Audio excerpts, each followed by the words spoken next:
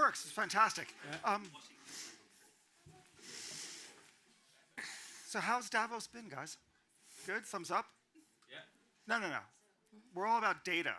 On a scale of 1 to 10. Who here, so if we're all Bayesian, so it's going to be 5 in the middle, but no one's going to say 5. We're going to have to shift the curve. Really, it's about 6, 7, 8, 9, 10. Who here says their Davos is a 7? Raise your hand. 8, 9, 10. Whoa. 5, 4. Okay, who here thinks that AI should be regulated? Raise your hand. Okay, who here is a little bit nervous? Says, wait a minute, yeah, well, everything should be regulated a little bit, but I'm really nervous about AI regulation. I think it could go too far. Raise your hand. Okay, about 49.2 to 51.3. Okay, as a spread. Who here is just not quite sure? Raise your hand. Like it's just like open-minded. Like I think it's really tough with the new technology. Who here thinks that the internet we screwed it up when we regulated the internet? There's lots of things we should have done better, and we're living with the consequences now. Raise your hand. Seriously, that's it. Everything social media is fine. We should give it to 3-year-olds. What? I want to press this before we actually go to the panel. Who here do you really believe that when it came to internet regulation and we defined it at the outset to be industry-led and actually have the government step aside from things like requiring content moderation, that was a good thing? Really? So you think that we all did a good job of who thinks we did a good job of regulating the internet? Raise your hand. A few. Who thinks we did a poor job of regulating the internet? Raise your hand. Still, this less than half. So that's quite interesting. And I guess the others aren't quite certain, or you're checking your phone and not paying attention. That's fine too. Well, we're here to talk about regulating artificial intelligence. Maybe. Because I think we could spend the entire time talking about, well, what is AI, and not come to an answer. And AI itself is changing. So whatever AI is today is like walking in a river of Heraclitus, in which it always changes. But the good news is that we have some remarkable people thinking about this topic so we can understand, well, what is it that we need to regulate? How would we regulate it? Who would regulate it, and why? You can see our names above us, and I'm going to start with a question to all of you, which is, do you think that we need more regulation, or are you uneasy with regulation? So regulate it, raise your hand. Uneasy with, okay, 1. Uneasy with the threat, with the possibility of too much regulation, raise your hand. 2. We got an hour to get into nuance. Exactly. So Irene, you're on. Go for it. Nuance. Nuance. Well, there's good regulation, there's bad regulatory proposals, and there's AI, and there's an umbrella of AI, and there's many components and many different actors who have different responsibilities. So when we talk about regulation, we talk about AI. Those are not monoliths. And I want to add on to that as well. I think like when we talk about AI regulations, everyone's mental model is the EU AI Act, very comprehensive, very broad, but actually regulation can also be targeted. So in Singapore, even though we don't have like the horizontal broad, AI regulation like the EU, but I would say that AI is regulated in Singapore. We have Personal Data Protection Act that extends to personal data, even if you're using it to train the models. We also have Copyright Acts. We also have acts on online harms governing deepfakes. All these apply to AI regardless of technology. So I wouldn't say that that legislation of AI has to always take the form of a very broad and horizontal format. It could also be targeted, and I think that's sort of like the kind of regulation we should be moving towards: outcome focused, targeted at specific harms that we're very clear about. Mm-hmm. I want to add that I think we're based in Berlin, so we focus mostly on compliance and certification compliance with the EU AI Act, and I think the target of the EU AI Act was right, addressing the main and the most important risks. And I think that's been done well, and we have different risk classes, so not everyone is regulated the same, right? So a lot of applications are low risk, they don't have any standards they need to adhere to, that's fine. But I think we feel now in the EU, when we're implementing the Act, that the problem is more about how do we implement the legislation and not about the law itself, right? The law itself might be fine, but the way we're implementing it might not be fine, right? So the EU AI Act has a lot of problems because we don't know what it actually means. what does non-discrimination means? What is unwanted bias? You know, what bias do we want? I mean, there's bias is good, right? It's necessary, but what bias do we really want? What don't we want? And to define that, and that's the difficulty, because we're used to standardization of objective things like how machines run, etc. But with AI, we get into a whole lot of ethical questions.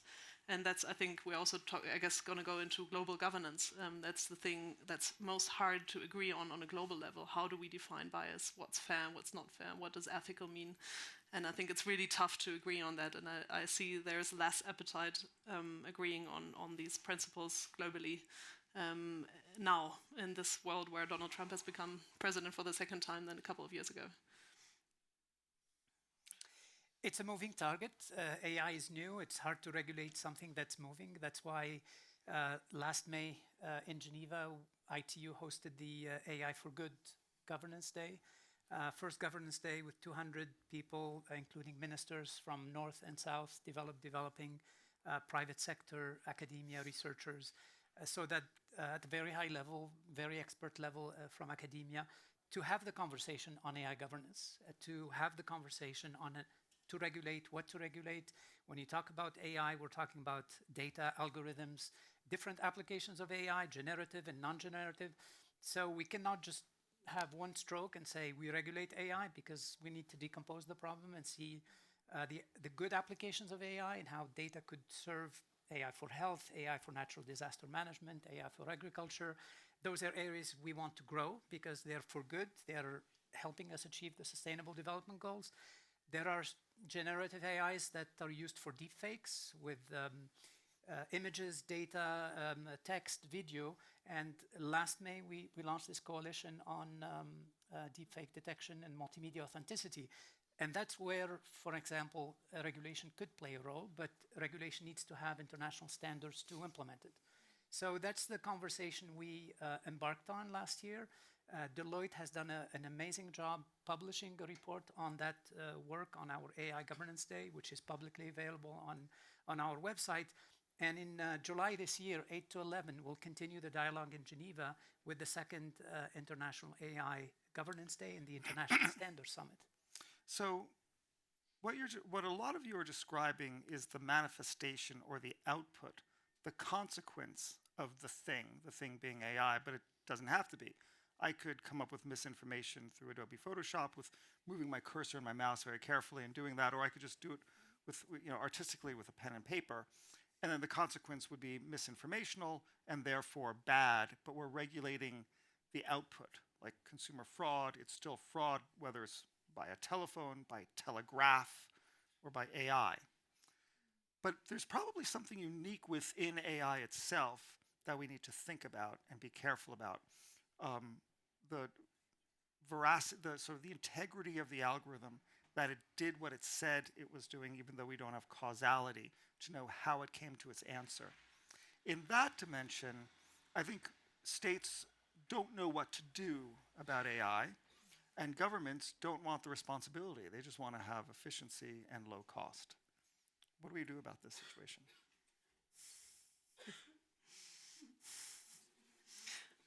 I'm not sure I agree with the argument.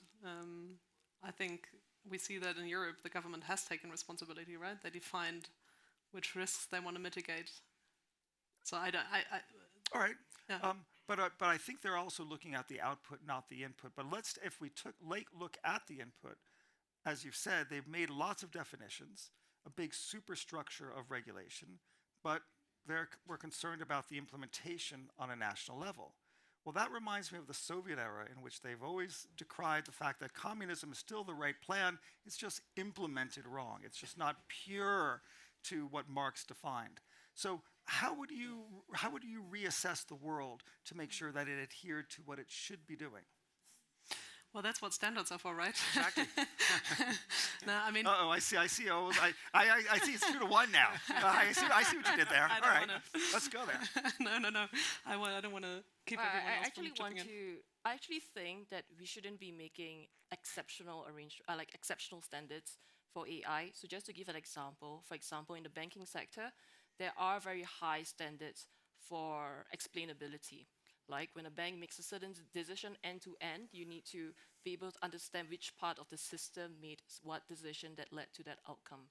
And frankly speaking, when I engaged my finance regulator in Singapore, they want 99.9% accuracy. That applies today. And if AI is not able to meet that kind of standard, then AI actually wouldn't be an acceptable technology to use in those safety critical applications in the finance sector. But it doesn't mean that AI can't be used, because in the finance sector, not everything requires that 99.9% accuracy, because those have impact on people's lives, livelihood. AI can still be applied in other parts of the financial sector that may not be as safety critical, like customer service, in some financial market analysis, which is already being done today. So I mean, as a policymaker, I would actually like to emphasize that we must be outcome focused in certain areas where the application is high risk. The kind of standards that we impose today on humans and whatever technology we are using to achieve those outcomes today should similarly be applied to AI, because I don't think we need to use generative AI for everything. Right? Given that there are known risks today about hallucination, explainability that cannot be solved by science yet. But of course, one day when the science progresses and achieves, that level of quality we require, then it's of course welcome to, be used in high-risk applications as well.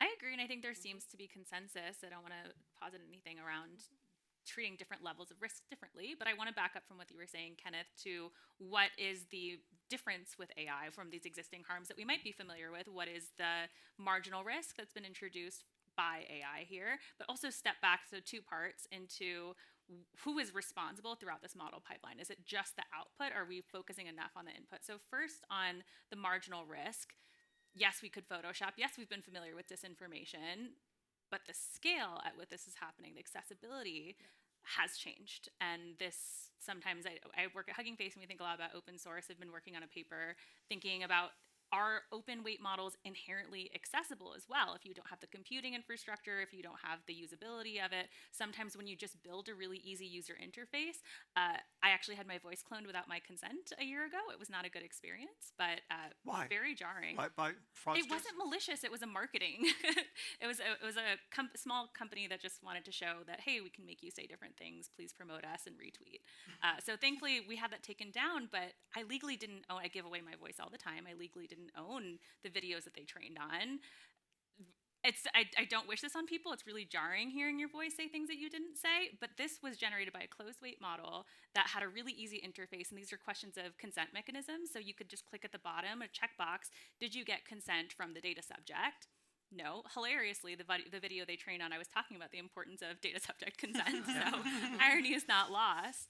But this is the question of accessibility, is that anybody can really take these 15-second videos, and you have different threat models for disinformation in text. Feels different than image, which feels different than voice. So you're a lawyer. No, I'm not. Okay.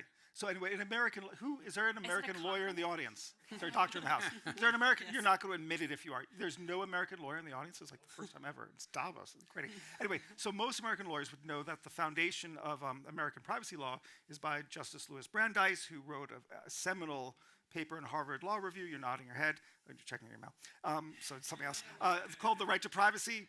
And it was about the camera, the Kodak camera, the Brownie that could take it. And there used to be, like, in the days of flash photography, flash in the pan, you had to be still for the photograph. So you knew when your image was being taken. And then Kodak implemented a little photograph that you could take, and people would do it on the beach, even though they were covered up and all that. But still, the idea that the data subject didn't know that their data, of their image was taken.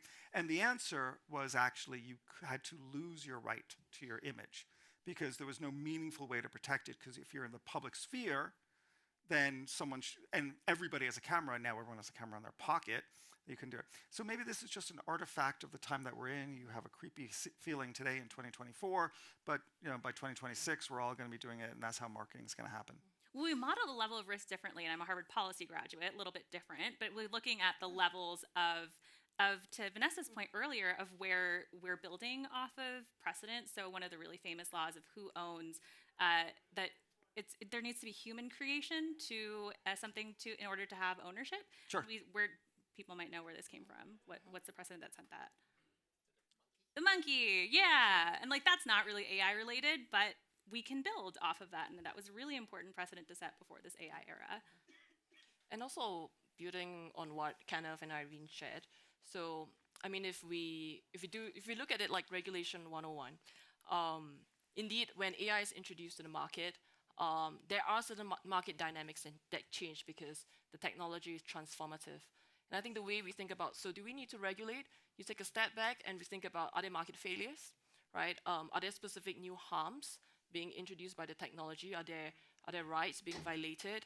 And then from that perspective, think about, then do we need to introduce new policy levers that are not in our legislation today?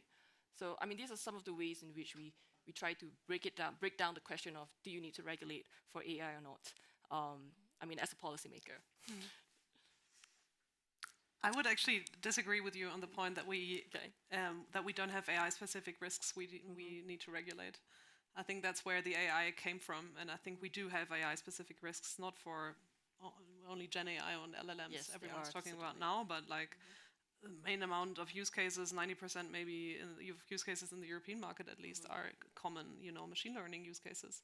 And I think we need to look at what specific risks do these use cases hold in high-risk areas. So if we talk about medical products, we have a medical device regulation, but there is no part about software testing, about AI testing in there, AI-specific testing for robustness, for accuracy. If we wouldn't have the AI, we wouldn't be looking at those, right? So we would throw medical devices with AI built in them on the market without having looked at non-discrimination, at bias, and robustness and accuracy, and IT, like AI-specific IT security. And I think that's something that we should look at, and that's why I'm glad to live in Europe where we have the AI.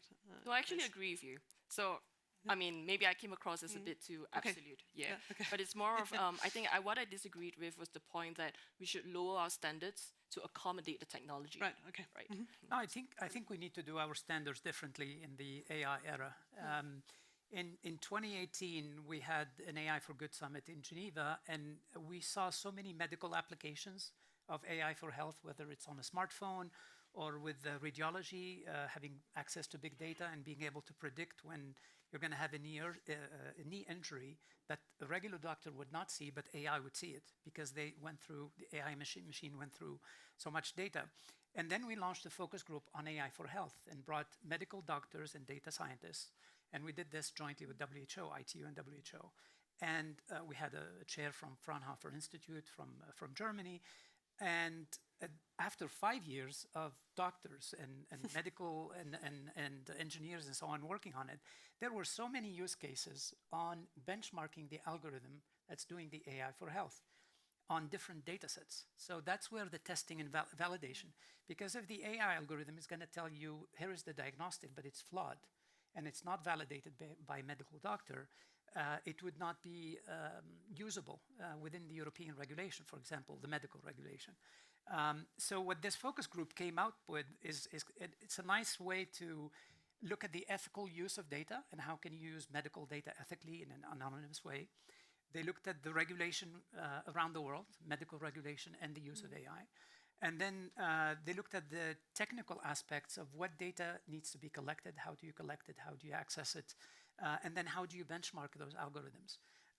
And then last year we launched this global initiative with AI for health, with the WHO and WIPO to implement those AI for health applications country by country, because there is a huge lack of medical doctors and nurses, medical corps around the world.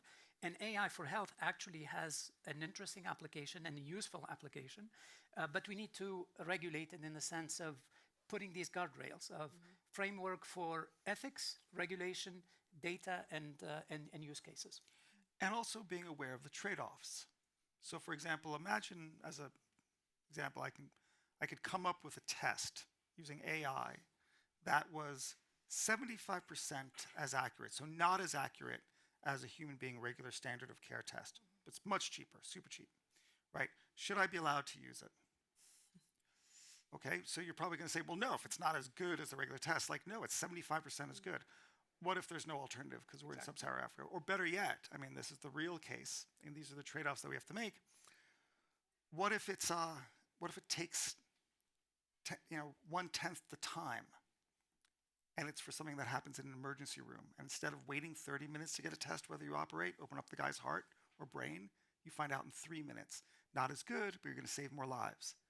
Like you're deliberately going to say, this test using AI is going to give me 25% of the answers are going to be wrong in one direction or another. 75% correct. But I'll find out in 3 minutes rather than waiting 30 minutes. And half the time I have to wait for 30 minutes, the guy dies on the gurney. Kenneth, is that the AI trolley problem now? That we're going to show off in ethics courses? Oh my God, we're going to have to fight over who gets the credit for that. Is it the Vanessa's AI program?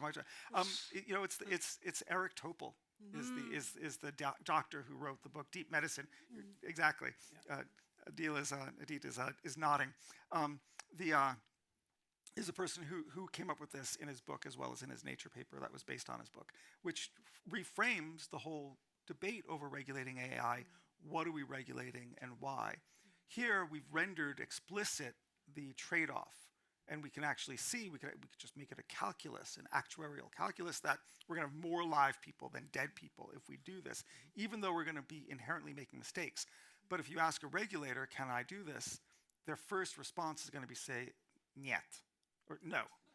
Sorry, I shouldn't say that. That's just say, just no. I just wanted a strong no. I didn't say 9 because we're in 9. Exactly. So how do we overcome this conundrum? Dialogue. Dialogue, niet. Okay, what else? I think you have regulations where you have this trade-off built in, like the medical device regulation, that you have actually a paragraph saying, you know, if the system improves, has an added benefit, we're gonna, and it's not perfect. It has everything you do. If you do an operation, if you decide for an operation, of course it's gonna have, you know, negative adverse impact, but still it's gonna improve the person's livelihood, health, whatever, right? So there's sort of, you know, there's something to think about in the regulation, but we don't have that in other regulation, and I think that's actually something that we're lacking.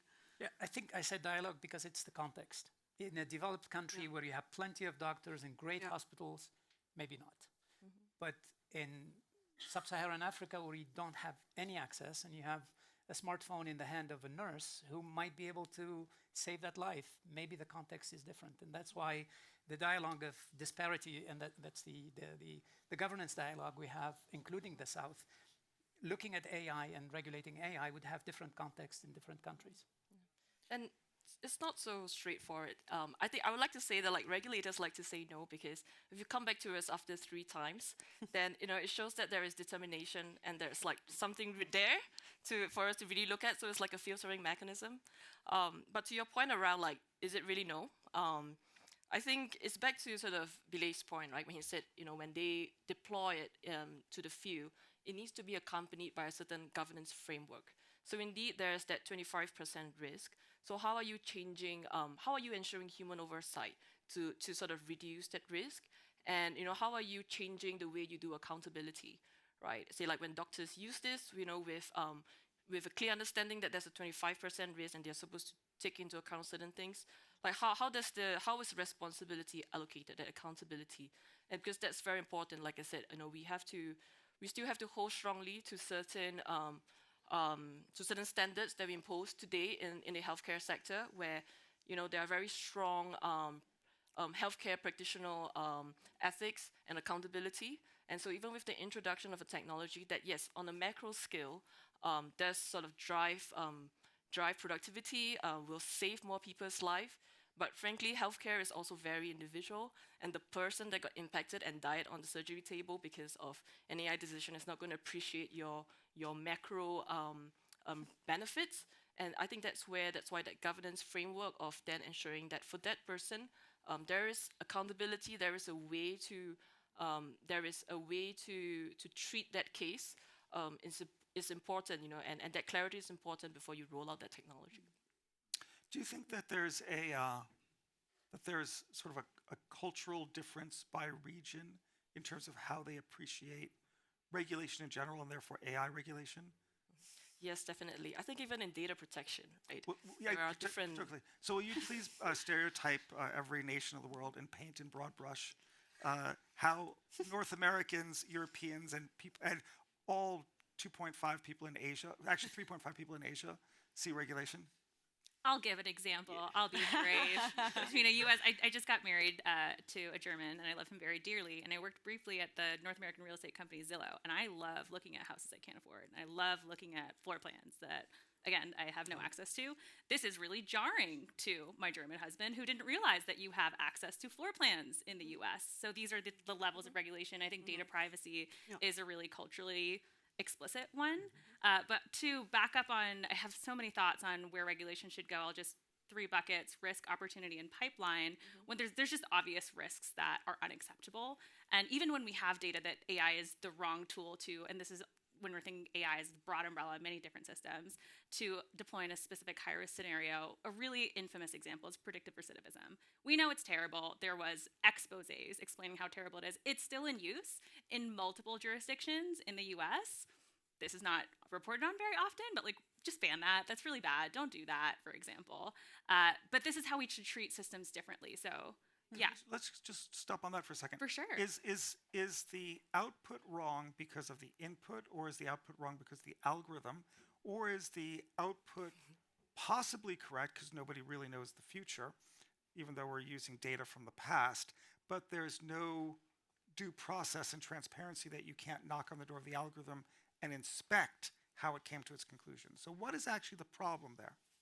Well, we have a lot of debt in understanding systems and in this explainability. And often, as a relatively technical person, when you do interpretability for language, I just know language models much more, you're not often going to get the answer that you really want. You can find sort of some direction in why you're getting the output that you're getting. And some of this is, are you amplifying? So, for example, when I worked on predictive housing valuation, I call it one of the hardest jobs I did, because you're training on decades of real estate transactions, and people tend to be racist sometimes. And we know, we've seen that sometimes real estate transactions are racist. And yes, you're training on real data, but sometimes you're amplifying, and that is still social engineering. It's a very difficult. The data is really interesting on that. As you know, that it's racist in ways you wouldn't think. Yes, some people can't buy it.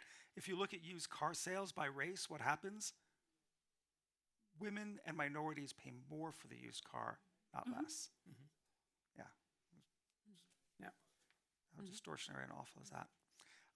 Go on. You had two other buckets. Oh, yeah. So pipeline. On opportunities, there's just different people who are able to benefit. And oftentimes the people who benefit are not the same people who are harmed. So we're thinking this also differs by type of system and how they're deployed. So I, again, know generative models a lot more, and the types of, I fear I exist and present as a woman, and some of the types of generative systems disproportionately harm women more so than other genders. So this is the difference in the kinds of opportunities and who benefits and who harms by type of system, and this might look different in used cars, in predictive recidivism, in more rules-based systems and more classification systems, which we see deployed, for example, in medical spheres for analyzing X-ray data. That's like a different system than a language model. And then the last point on pipeline is who has the resources to do data collection, who are not necessarily the same groups or actors as people who are doing the model training, who are not necessarily the same people who are doing the fine-tuning data set, so the reinforcement learning and deploying at the end, who has that responsibility. And I think, Kenneth, you've thought a lot about concentration of power and who has the power and the resources to do all of that. What we see in Europe is the problem that we mainly deploy models, right? We take the models, the US models. We have maybe 1 or 2 in Europe ourselves. But we mainly take models. We don't know how they've been built, how they've been trained, what was the process behind it, what questions everyone thought of when training these models. And now we're fighting over a code of practice within the European EU AI office, right? Thinking about how transparent do the model providers have to be, what do they have to tell you about how they did the risk management, etc. And that's a really tough process, and I'm really curious to see what comes out of that. But people deploying models all over the world should know, how the risks have been mitigated, right? Yep. They shouldn't use the model, put it on their citizens, for example. I used to work for the German government, right? I wouldn't want to deploy a model as German government, say GPT 4.0 or something, and not know how, how it was trained, how it was built, etc. So that's a huge problem. And we see huge disparity in terms of compute power, data power of the top 10. If you look at the top 10 countries with the compute power, it's US, China, Italy, Switzerland. And if you look at the top 10 countries with data centers, it's China, India, US. So by square meter or foot. So and if you're going to base a lot of the results on the data on those data and on those compute centers and the algorithms training in those countries, then the rest of the world is left behind. And we would have regulation or governance of AI that would not be inclusive. And that's what we're working on in the ITU to make sure this conversation is fully inclusive, engaging the global south. Yesterday, we launched the AI Skills Coalition with many partners joining, because what we found in the governance day is a huge gap on understanding at the government level in most developing countries. You might have the ICT minister who knows what's going on. She might be aware of AI and she's great with it. We had the example of Namibia, for example. She's a young engineer. She knew all the ins and outs around it. But when you talk to the rest of the government, all the other ministers of health, education, and so on, AI is new to them. And that's why the Skills Coalition is trying to address gaps in understanding of potential and risks around AI, around data, and the fact that most developing countries are not collecting data. They don't have the data centers, they don't have the data framework. Some of it might be on paper, some of it may be in different formats, but when we ran some of the Smart Sustainable City KPIs a few years ago, even in Dubai in 2015, there was no data governance framework. And based on this standard, the governance was put in place. So we need to keep that in mind, because AI goes across borders, and we need to ensure that everyone is included in the conversation. Well, apparently, if the privacy laws aren't strong enough, maybe it's a good thing they're not collecting the data. Vanessa, you were going to say something. Oh, no, I just wanted to build on Bilel's point, and also going back to your question about how do different regions think about regulation differently? I think there is indeed a difference between developed countries and developing countries. So, for Singapore, we have been leading some of the AI governance work within ASEAN, as well as the UN DFORS, Digital Forum of Small States, sort of 108 small states together. And we have been engaging these countries on how to deploy AI responsibly.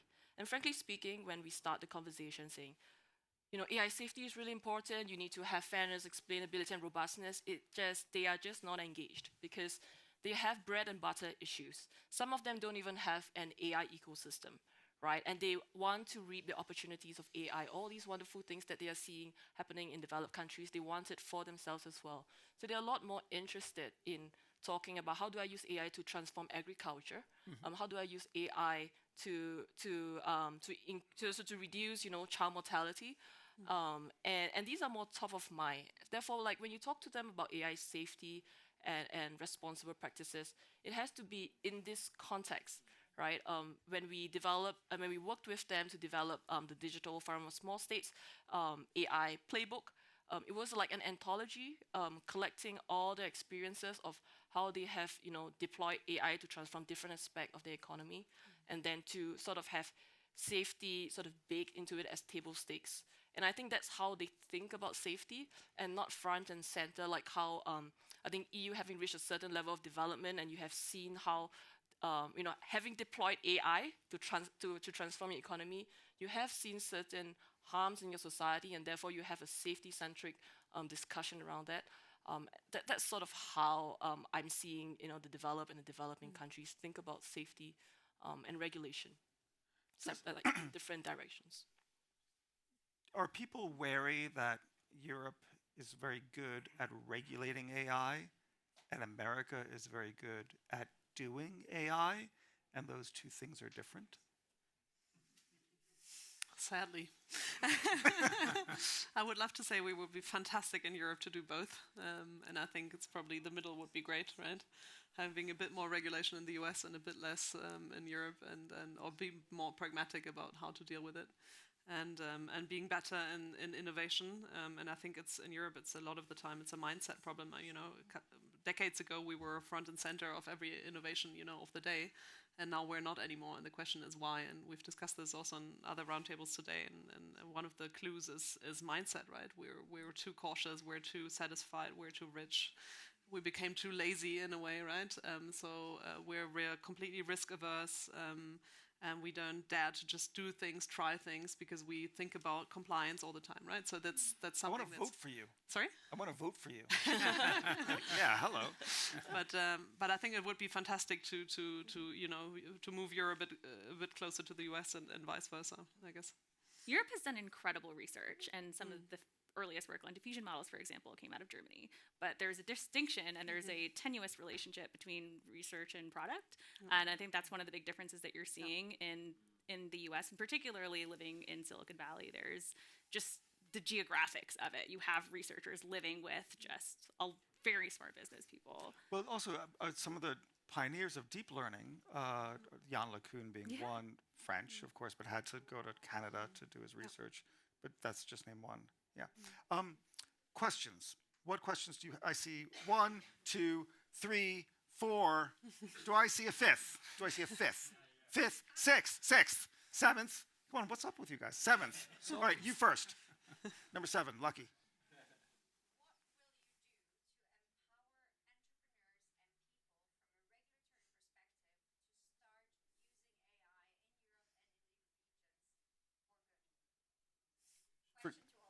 So regulate to enable AI for good.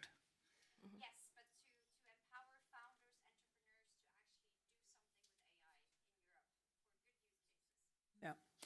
What we've been doing in the AI for Good is pitching competition for startups and SMEs where they can show how they're applying AI to solve certain problems.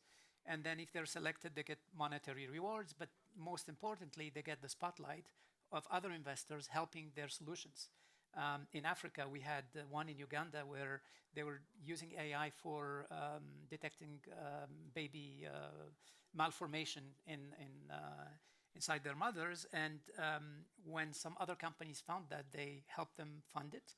And it's now becoming used in Uganda on a regular basis. So those are some examples of encouraging young entrepreneurs be in the spotlight and using AI for good. Great. So I think sometimes we are making a decision or we are benchmarking world systems on the back of AI. Like you mentioned socialism. Yeah? I was born in East Germany. I just broke down the system, and I'm honestly seeing that. I mean, maybe a little bit black and white, but I'm with you. I'm seeing that actually our European system is breaking down because we're left out on so many waves now, and so many great companies are failing.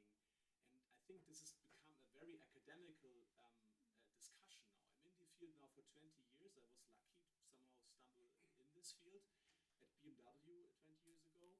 And what I always saw is that also with strategy consultants, like people who have never done AI, never built a system, never trained a model, and they are making the decisions of how this should be used. And it's sometimes also the same people who were doing GDPR, and we didn't learn from that problem. And yes, it's creating uncertainty. And for my colleagues and my friends, they don't have access to Apple Intelligence, so I'm not an Apple fan. But Apple does a great job in democratizing technology because it makes it super simple to use. Yeah, and I just see that we on a literacy level we are totally missing out, and I see that also. As you said, entrepreneurship in Germany. Why would you do that, right? I mean, why? And everybody's saying, "Hey, come to Silicon Valley. You're a smart guy. Open you all the doors. There's the money and everything." And it's like we are all in this, like this picture of the frog in the in the boiling pan, and we think it's a whirlpool, right? So feels really warm. How long would this work? Love it. It's like a jacuzzi. Good. All right, we'll take that as a comment, not a question. I see one. No, I would like to have a solution. We're going to collect a couple of these questions, and then we'll come up with it. Please, yeah, and then the woman behind you. Sure. Hi, my name is Sandy. I spoke at last year AI for Good Summit, and just recently I got invited back to WTO to do the opening panel for their AI for trade. What was really interesting was just a day before that, Singapore and EU signed the EU AI agreement or MOU to collaborate. What I have observed in my 20 years of practitioner and also academic hat is that there is this fear and paranoia in the West with regards to adopting AI. And then when you look at Singapore and the rest of Southeast Asia, they are adopting AI like crazy. They are not thinking. It's not that they don't feel. It's just really interesting. I think it's also got to do with the philosophy.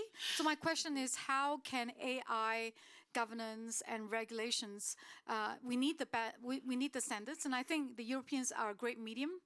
We don't want it to be too extreme like America, but I think Asia is also quite good, and EU is actually providing that thought leadership with regards to having those guardrails. But how can we balance global standards with entrepreneurship, innovativeness, and also competitiveness? So in Asia, I can foresee, like in the next 5 years, we are going to be a lot more competitive in terms of AI, because again, like what this gentleman was saying, that you have less people who are putting these kind of, you can't do this, you can't do that, without actually knowing how to actually apply and without knowing how to advance this technology. So just a bit of that. Great. We're going to, well, you have the mic, so, all right. The woman there, then back to you, then this gentleman's been super patient, that guy's been super patient, that guy's been super patient, and you're going to jump the queue and get it after her. And then we go there. Okay, go for it. And then we're going to take all the questions. Brief. Everyone was got to be super snappy, not like me. And then we're going to bring back to the panel. Go. Sure. My question is, international cooperation is in the title. I don't think we've yet spoken about the safety institutes, especially in the context of everything going on with Trump repealing the executive order in the US. So my question is, do we think there can still be a network of safety institutes as we were starting to see crop up in the last 6 months or a year? Safety institutes. Bring it all the way back to the woman in Siberia. Yeah, you get to jump the queue. It's fine. Hi, my name is TT. I'm a founder of a new social media app I'm launching soon. And I think that regulation is really important, but can sometimes seem really political, or the laws can use like esoteric language that can kind of deter innovation. So as a founder, I want to ask, how can we work with regulatory in a way that we can still continue to innovate while still appeasing regulation policymakers? Great. Thank you very much. Pass it to the gentleman back there. You can just throw it. It's fun. We'll catch it.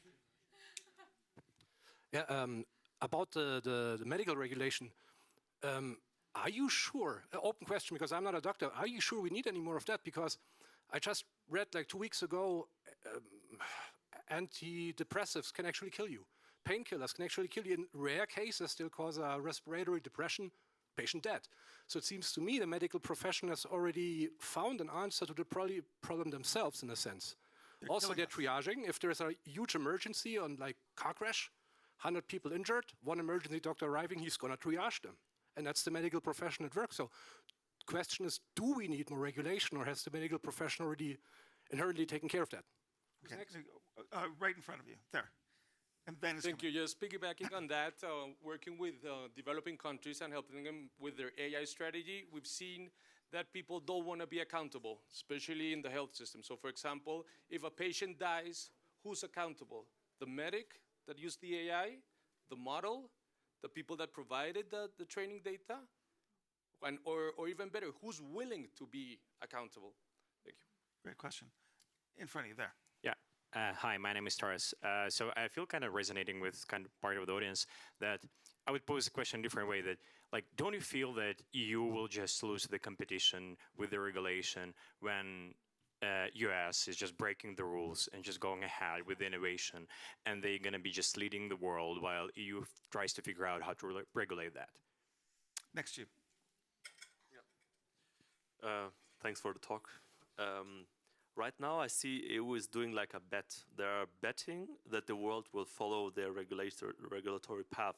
And as you already said, Ms. Weindauer, thank you very much, you said that we are using the models that have been trained. What do we do when they just stop giving us the models? Yeah. Just like with the vision model of Llama, they just stopped it. We couldn't use it. So what do we do? Yeah, please. Hi, my name is Nadim. I want to know how could you prevent governments from abusing regulation, such as the ban of TikTok in the US? So just have a look on the other side. Other questions? This is your chance. Yeah, I'm writing them all down. Good. It's these guys I worry about. Yeah, me too. Hi, I'm Karim. We advise companies to digitalization and usage of HR. Can you give us some specific actions for the next year to be prepared for the next regulation steps in a nutshell? Should we go? No. Any other questions? Oh yeah, please. I'm curious sorry. how Yeah. you would apply regulation towards algorithmic trading in the financial world as such, because some of these are like not regulated industries as such, and what's the point? Great. Wait for the microphone. So I think it's kind of it's kind of a question, yeah, because you guys talk about government, but I'm technical person 100%. I'm an AI company's founder, and I'm just thinking, how you think about to collaborate or cooperate with the open source community? Yeah. They are engineers. They know what do you talk about, like how do we just train the data, all the kind of things. They are the experts, professionals. Have you already just think about, we got, for example, like CNCF, it's the Linux Foundation. So you definitely know that. But how about AI, open source community? Yeah. Yeah, think about it, collaborate with experts. Yeah. Just to protect the human being, yeah. Fabulous, thank you. Okay, we now have 6 minutes left for the panel. We've got 4 panelists. So I'm going to say some closing remarks, so you all get 60 seconds. Bilel, I'll ready? start with the open source. Standards and open source in AI go hand in hand. Tomorrow, for example, here in Davos, we're launching the Open Wallet Forum, which is a joint venture of ITU and the Linux Foundation to do digital IDs, EIDs, and so on. So absolutely, open source is a key element. In the AI for Good, we had a panel with the open source community on large language models, to open them or not to open them. Another question in the back in terms of, I think the young lady there, entrepreneur, you have to participate in the standard setting and the regulatory discussion. That's how you get change to be made. That's why we open these fora in the ITU and elsewhere for the private sector, for the governments, for academia, and the civil society to have the conversation on the standards and the regulation of AI. You have to voice your opinion. Irene, do you want to go next? Oh, yeah. I mean, I work a lot with Going the in open order. source community, and I used to think it's not a community because there's a lot of infighting and there's a lot of disagreement, and then I spent time with my family, and it's 100% what a community is. But there's a lot of different viewpoints and people who have backgrounds in software who look different in AI, which is not just model-centric when you're talking about components. A lot of people building really cool open data sets, and I love the Safety Institute of the safety question. It's been really I think this is a wait-and-see situation for the US, but the UK specifically has been an example of how you don't, I think governments sometimes talk about we can't pay people enough. They brought on incredible talent onto the regulatory side. They empowered them, and I think even that can be seen as a case study for you can really bring some of the best AI minds together if you incentivize them properly in government. Franziska. Yeah. I think I need to speak up for the EU. I feel there's a lot of bashing, so I'll try to hold the flag. I think that we're going to actually have an advantage as EU in the long run or in the medium term, because once we figured out how to automate doing trustworthy AI properly, I think we're going to have a competitive edge, because people can trust the systems we roll out in the EU, whereas they might not be able to trust them anywhere else in the world. And I'm really glad to live in the EU, and I think the problem with not rolling out enough AI and not being innovative enough isn't the question of AI regulation. We weren't innovative enough before the AI kicked in. I mean, the AI Act is a year old, and how long have we been lagging behind, right? It's not a question of the AI Act, so that's relatively new. So I think we just need to change, like I said, change our mindsets. We just earn too much money also in Germany with our business models from the past, right? So there is not enough incentive to invest in new technologies, etc. So I think that's much more at the heart of the problem than the AI regulation, actually. And how might we overcome it? Sorry? How might we overcome it? How might we overcome it? Yeah. I don't really want to answer the question because I think it's crashing into the wall and then coming out stronger. But that's not a nice answer. No, quite right. Quite right. I mean, I think politically that's exactly what seems to happen. So it's bad. So unpredictable, uncertain, and fretful. Yeah. So I guess I'll try to speak for Asia and respond to Sandy's question and a lot of the comments around regulation versus innovation. So frankly, I think at least in Singapore, and I think also in some Asian countries, we don't really think about regulation versus innovation. In fact, I think our starting point is how do we use AI to benefit our citizens? to increase their wages, right, through innovation, driving productivity, while at the same time ensuring that they don't suffer egregious harm. And that's sort of like the guiding star, and that's why, for a lot of countries in Asia, we don't have the big model developers. A lot of our companies are trying to sort of build on open source, and it is a bit of an existential crisis, right? Like if you don't adopt AI, your economy might become irrelevant. And if that's the case, then our citizens will ultimately suffer. They lose their jobs. There's massive unemployment. If you look at the promenade, like everything is AI. Every entrepreneur that I spoke to told me that if they don't have AI in their pitch deck, they're not relevant. They're not considered relevant. So similarly, at the macro scale, if your economy doesn't adopt AI, you run the risk of becoming irrelevant. And so therefore, the mentality is sort of building the plane as you fly it.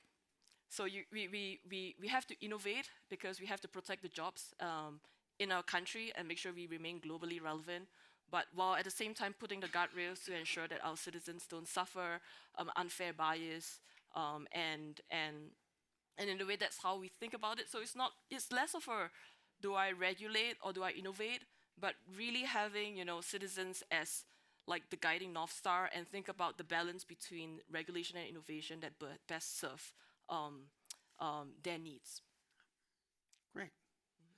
So look, this has been a fascinating conversation. I think we've come a little bit closer to understand what we want to do, what we want to regulate, how we want to regulate it, who we need to regulate it. It just leaves it for me to thank you. I'm Kenneth Cukier from The Economist. I want to thank AI House for this incredible session. Please join me in thanking the panelists.